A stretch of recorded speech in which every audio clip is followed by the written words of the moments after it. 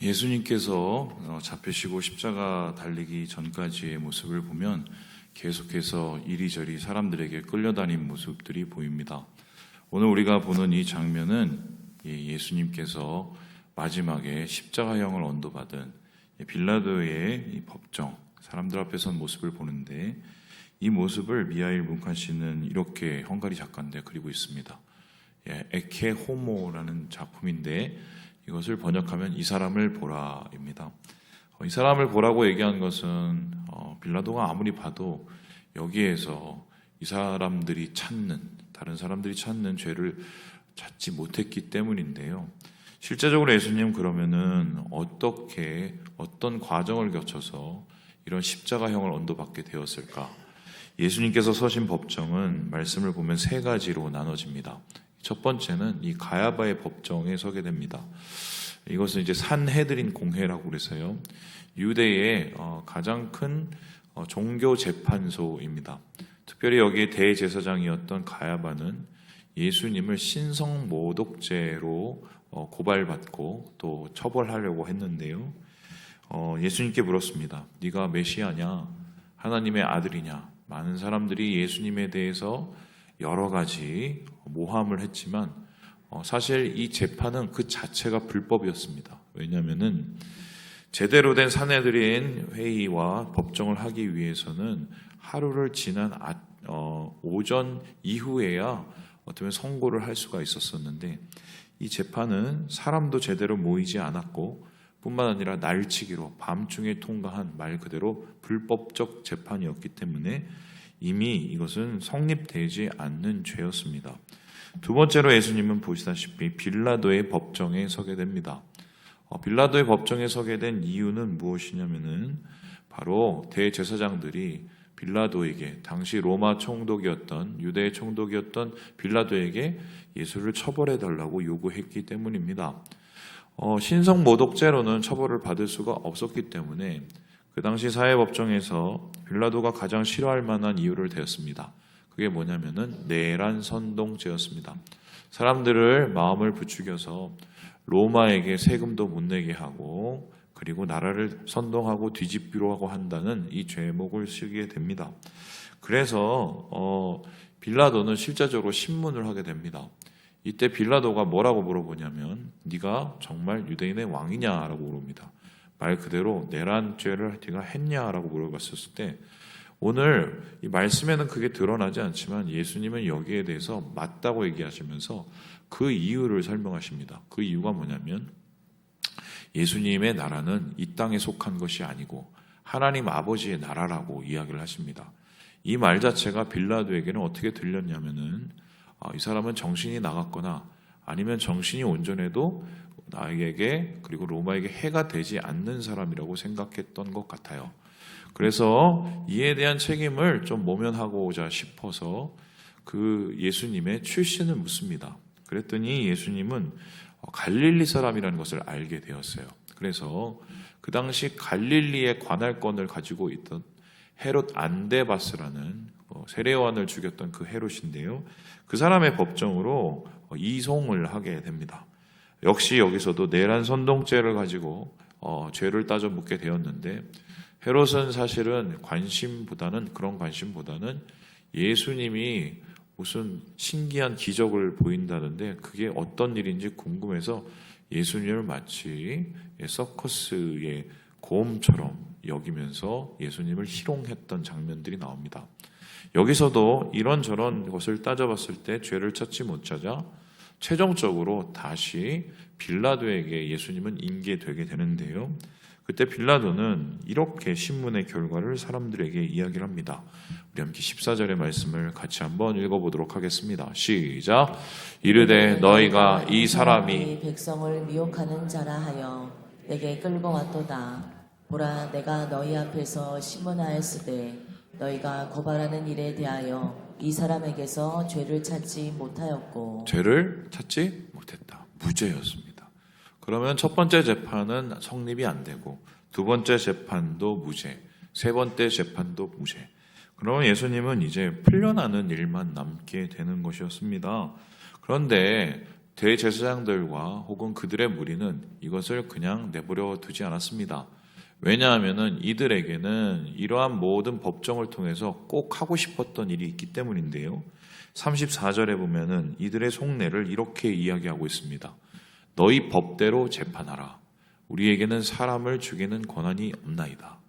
한마디로 가야바의 법정, 산느들의 법정은 종교 재판이었기 때문에 사람을 죽이기 위해서는 로마의 허가가 있어야 됐습니다. 그러니까 빌라도를 존중하고 로마를 존중하기 위해서 그 법정에 세우고 상고를 한 것이 아니라 예수님을 죽이기 위한 과정에 그냥 빌미를 삼게 된 것입니다. 그들이 예수를 시기했기 때문인데 빌라도는 이러한 유대인들, 특별히 종교 지도자들의 속내를 알고 있었습니다. 뿐만 아니라 빌라도의 아내는 그 전날 밤 불길한 꿈을 꿔서 그 사람, 예수님의 이 재판에 웬간하면 연결되지 않도록, 결부되지 않도록 자기의 남편에게 부탁을 한 상태였습니다. 그래서 빌라도는요, 어떻게든 예수를 풀어주기 위해서 마지막 방법을 내는데 그것은 바로 이제 유대의 명절과 관계된 일이었습니다. 우리 함께 마태복음 27장 말씀을 같이 한번 읽어봅니다. 시작. 명절이 되면 총독이 무리의 청원대로 제수한 사람을 놓아주는 전례가 있더니 그때에 바라바라 하는 유명한 제수가 있는데 우리로 따지자면은 뭐 광복절 특사 정도 되는 것입니다. 그래서 이게 자꾸 사람들이 죄 없는 사람을 죄 있다고 이야기하고 그를 죽음으로 모르려고 하니 그래도 이 사람을 풀어낼 방법을 생각해서 광복절 특사로, 그러니까 쉽게 설명하면 6월절에 특별 면죄로 예수님을 놓아주고자 합니다. 그렇다면은 왜 예수님을 놓아주고자 했었을 때 바라바라는 사람하고 둘 중에 한 명을 택하라고 했을까요? 다음에서 보시듯이 이 바라바와 예수님은 전혀 다른 사람이었기 때문입니다. 바라바는 말 그대로 이 가장 흉악한 범죄인이었습니다. 이 사람을 가리켜서 셀로 땅, 한마디로 무슨 열심당원이자 독립투사다 이렇게 얘기하는 증거도 있지만 사실 그것보다는 이 사람은 유대에서 누가 봐도 죽어야 될 사람, 당연히 죄를 짓고 십자가를 져야 될 그런 마땅한 죄인이었던 것입니다. 그러니 빌라도의 생각에는 예수님과 가장 죄를 많이 지은 이 바라바를 세웠을 때 사람들이 당연히 예수를 풀어주고 바라바를 십자가에 달라고 했으리라 생각했던 것입니다. 그런데 이 이야기는 전혀 다른 이야기로 변하게 되는데 사람들은 예수님을 십자가에 매달고 바라바를 풀어주라고 이야기를 했습니다. 결국 이게 최종적인 이 법정의 결론이 돼서 예수님이 십자가를 지게 되는 것이지요. 그렇다면은 한번 생각을 해보겠습니다. 예수님이 왜 십자가를 지실 때 하고 많은 사람들 중에 바라바의 죄를 대신해서 바라바를 대신해서 십자가를 지게 됐을까요? 여기에 대해서 여러 가지 추측과 여러 가지의 판단과 여러 가지의 해석들이 있지만 최근에 보았던 제일 기괴하고 제일 황당한 해석이 그거였습니다. 여러분 아시는지 모르겠지만 옛날에 다빈치 코드라는 그런 이 소설이 하나가 있었습니다. 그 소설에는 소위 말해서 기독교 2000년 동안 내려오던 낭설이나 가짜 뉴스들을 이렇게 버무려서 일종의 하나의 허구적인 창작물을 만든 것인데요. 거기에 이 바라바를 소개하는 대목이 있어요. 바라바를 가리켜서 뭐라고 소개를 하냐면 이 사람이 바로 막달라 마리아하고 예수님 사이에서 태어난 아들이라고 소개를 하고 있습니다. 왜 그러냐? 이 바라바라는 말이 아버지의 아들이라는 뜻입니다. 그런데 과거의 문헌을 보면 이 바라바의 이름이 바라바가 아니었습니다. 이 앞에 뭐가 하나 붙었는데 예수 바라바였어요. 이름이 예수 바라바입니다. 예수님의 이름이 똑같았던 거예요. 그러니까 이것을 가리켜서 결부해서 예수님의 아들을 대신해서 예수님이 죽은 게 아니냐, 이런 식의 희귀망측한 논리를 만든 게 되는 거죠. 왜냐하면은 아무리 생각을 해도 하나님의 아들, 고귀하신 분, 무죄한 이 예수님을 정말 아무것도 없고 죄뿐이 없고 형벌밖에 없는 그런 바라바하고 목숨을 바꾼다? 이게 과연 말이 되냐는 것입니다. 그런데 오늘 이 모습은 사실은 하나님께서 의도적으로 만든 과정과 장치라면 여러분 어떻게 생각하시겠습니까? 유상섭 교수님은 여기에 대해서 이렇게 해석을 하고 계시는데요. 우리 같이 한번 읽어보도록 하겠습니다. 시작!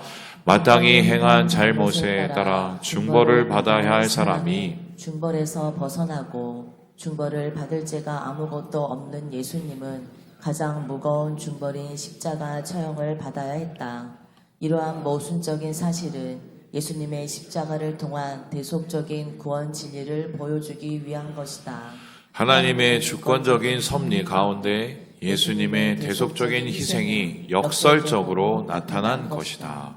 쉽게 설명하면은 하나님께서는 예수님의 십자가의 의미를 더 명확하게 드러내시기 위해서 바라바라는 사람의 모습을 비교해서 나타났다는 것입니다. 예수님께서 왜 이 땅에 오셨는가? 바라바 같은 사람조차도 그를 대신해서 살리기 위해서 예수님이 오셨다는 것입니다. 마치 우리가 바라바처럼 도대체 씻을 수 없는 죄로 인해서 하나님으로부터 멀어지고 죽음 가운데 사망의 권세 가운데 있어야 될 죄인이지만 예수님께서 바라바를 위해서 죽으시고 그의 죄를 대신하셨던 것처럼 우리 모두의 죄를 위해서 오신 그 예수님의 십자가, 그것을 나타내는 게 바로 이 로마 총독의 법정이라고 이야기를 하고 있습니다. 그래서 바울은요, 갈라디아서 1장에 이렇게 예수님의 십자가를 설명을 하고 있습니다. 우리 같이 한번 읽어보도록 하지요. 시작! 그리스도께서 하나님 곧 우리 아버지의 뜻을 따라 이 악한 세대에서 우리를 건지시려고 우리 죄를 대속하기 위하여 자기 몸을 주셨으니 영광이 그에게 세세토록 있을지어다. 아멘. 우리 죄를 어떻게 하기 위해서요? 대속하기 위해서. 그렇다면 예수님의 십자가는 우리를 용서하신 십자가요, 우리를 섬기기 위한 십자가이자 동시에 우리를 대속하기 위한 대속의 십자였다는 것을 알게 됩니다. 우리의 지난해 삶 속에서 어떤 죄를 지었건 또 우리의 인생, 우리의 인류의 역사 속에서 그 반역의 죄를 지었건 예수님께서는 그 모든 죄를 지시고 모든 사람들의 그 죄의 길을, 죽음의 길을 홀로 걸어가셨던 것입니다. 이와 관련된 구약의 한 이야기가 있습니다. 바로 이 이야기인데요. 우리 레위기 16장의 말씀을 같이 한번 읽어봅시다. 시작! 아사셀을 위하여 제비 뽑은 염소는 산채로 여호와 앞에 두었다가 그것으로 속죄하고 아사셀을 위하여 광야로 보낼지니라. 유대의 전통 중에 욤키푸르라는 날이 있습니다. 이 날이 뭐냐면 대속의 날입니다. 이날 한마디로 이스라엘 백성은 1년에 한 번씩 자신들의 모든 죄를 하나님 앞에 연말정산하듯이 털어버린 날이 있습니다. 이 욤키푸르의 가장 핵심적인 행사가 있었었는데 그게 뭐냐면 바로 아사셀 염소를 드리는 겁니다. 이게 뭐냐? 2마리의 염소를 택합니다. 그리고 한 마리는 그의 머리에 손을 얹고 대제사장이 모든 이스라엘의 죄를 전가하고 그를 죽입니다. 그리고 피를 뿌리고 제단에 태워버리죠. 그런데 또 한 마리는 어떻게 하느냐? 한 마리에게도 똑같이 죄를 전가한 후에 다음에서 보시듯이 그것을 제사장이 끌고 나갑니다. 그리고는 어디로 끌고 나가냐? 광야로 내보냅니다. 그 광야로 내보낸 건 뭐냐면 광야에는 그 당시에 사람들의 생각에는 바로 마귀나 사탄이 살고 있을 수도 있다고 생각했기 때문에 그 염소를 광야에 저주를 받는 광야를 향해서 떠나보게 되는 것입니다. 이것은 어떤 것을 의미냐면 이스라엘 백성의 모든 죄를 담당하고 저주의 모든 짐을 지고 가는 이 염소의 모습을 통해서 그들의 죄가 대속됐다는 것을 의미합니다. 여러분 아시는 것처럼 예수님은 어떻게 죽으셨나요? 이후에 십자가를 지시고 영문 밖으로 나가셔서 골고다 언덕에 오르셨습니다. 그 자리는 영광의 자리가 아니고 치욕과 저주의 자리였죠. 마치 아사셀 염소처럼 우리가 가야 될 그 저주의 자리에 예수님께서 대신 가게 되신 것입니다. 그것이 바로 십자가요. 오늘 우리가 하나님 앞에 나아가게 된 가장 큰 이유가 되는 거죠. 자, 그렇다면은 이제 우리는 십자가가 바로 대속의 은혜라는 것을 알게 됩니다. 그러면 대속의 은혜를 받은 우리는 어떻게 해야 될까요? 제가 어제 하루 종일 차를 타고 가면서 이거를 머릿속으로 되게 고민을 했습니다. 그래도 잘 말씀이 해결이 안 돼서 집에 와서 저희 아내한테 물었습니다. 하루 종일 생각을 했는데 고민해도 안 되는데 우리가 대속의 은혜를 받았으면 어떻게 해야 되냐고 저희 아내한테 물었습니다. 그랬더니 저희 아내가 뭐라고 대답했는지 아세요? 감사하면서 살아야지 이렇게 얘기했어요. 예, 그런데 그 당연한 얘기를 제가 10시간이 넘게 고민을 한 거죠. 대속 받은 사람은 감사하면서 살아야 됩니다. 우리 목숨이 주님 목숨이기 때문입니다. 그래서 내게 주신 하나님의 생명을 감사하며 사는 게 바로 대속의 십자가를 받은 사람의 당연히 해야 될 도리입니다. 뿐만 아니라 대속의 십자가로 우리는 우리의 삶 속에서 예수의 생명으로 살게 되었으니 예수처럼 살아야 됩니다. 예수님이 사신 것처럼 예수님의 삶을 사는 것이 바로 대속의 십자가의 은혜를 받은 바로 우리의 오늘의 삶의 모습이다. 말씀을 마칩니다. 사랑하는 여러분, 주님과 함께 십자가 바라보시면서 감사하며 예수님처럼 살아가시는 오늘 하루 되시기를 주님의 이름으로 축원합니다.